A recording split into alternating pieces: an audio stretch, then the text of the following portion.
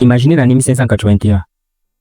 Le Japon est en pleine ébullition, ravagé par des guerres intestines, un pays de transition ancestrale, dirigé par des guerriers que l'on nomme les samouraïs.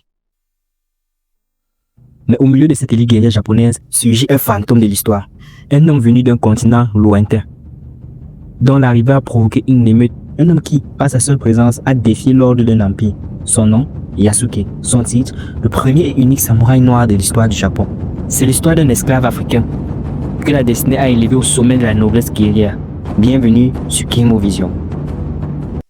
L'histoire commence probablement au Mozambique. Oui, au Mozambique, car on ne sait pas exactement où ce samouraï vient et également où il est né.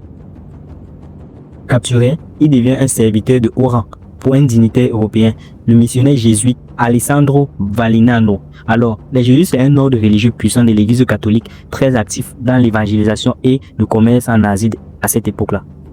Leur long périple les mène finalement au Japon et c'est là que le choc se produit. En mars 1581, lorsque Yasuke arrive à Kyoto, le centre culturel du Japon, l'incroyable se produit. À cette époque-là, les Japonais n'avaient jamais vu un homme aussi grand, d'une force si visible et surtout d'une couleur de peau si sombre. Une foule entière prise de curiosité et des fois enfonce les portes de la résidence jésuite, là où Yasuke était retenu.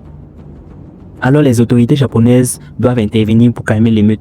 La nouvelle remonte rapidement aux oreilles de l'homme le plus puissant de tout le Japon, le grand Oda Nobunaga. Oda Nobunaga est un daimyo, seigneur de guerre, impitoyable et visionnaire, le premier à tenter l'unification du Japon. On l'appelle parfois le Napoléon japonais. Nobunaga, connu pour son excentricité, est fasciné. Alors il ne croit pas à la couleur de peau de Yasuke. Il ordonne qu'on le déshabille et qu'on le lave énergiquement pour vérifier qu'il ne s'agit pas d'une peinture ou d'encre. L'expérience confirme la couleur naturelle. Nobunaga est stupéfait. Conquis, il affranchit immédiatement Yasuke et le prend sous son aile. Un simple serviteur devient un confident. C'est ainsi la libération d'un esclave. C'est le passage de serviteur à l'homme libre. Yasuke reçoit un nom, une maison, une allocation et surtout le droit suprême des guerriers japonais. Le privilège de porter le katana. Le katana, connu comme un lance-arbre courbé, l'arme emblématique des samouraïs, symbole de leur rang et de leur honneur.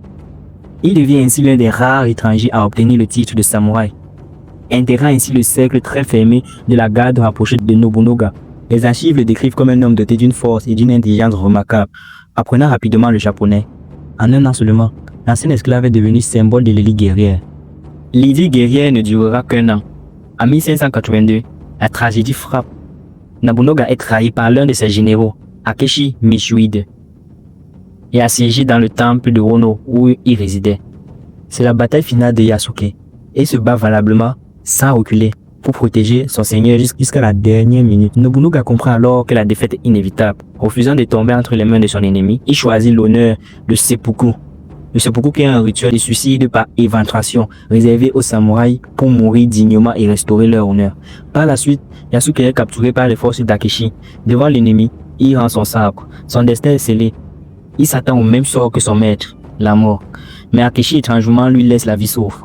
Il affirme que Yasuke n'est qu'un animal et qu'il ne mérite pas l'honneur du seppuku. Il est renvoyé à l'église des jésuites. Et c'est là que l'histoire s'arrête.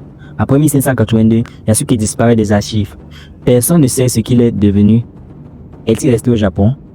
Est-il rentré en Afrique? Le plus grand mystère du Japon féodal est né. Alors bien que l'homme ait disparu, sa légende, elle, ne fait que grandir. Aujourd'hui, Yasuke est une source d'inspiration colossale dans les jeux vidéo, les romans et les séries, notamment Netflix qui a sorti une production pour cette légende. Il est devenu un symbole de résilience et de métissage. L'histoire de Yasuke nous rappelle que la richesse d'un continent se trouve aussi dans la vie exceptionnelle de ses fils, même lorsqu'ils sont loin de leur terre. Alors qu'avez-vous pensé de ce destin incroyable? Dites-le moi en commentaire et si l'histoire de ce samouraï noir vous a captivé.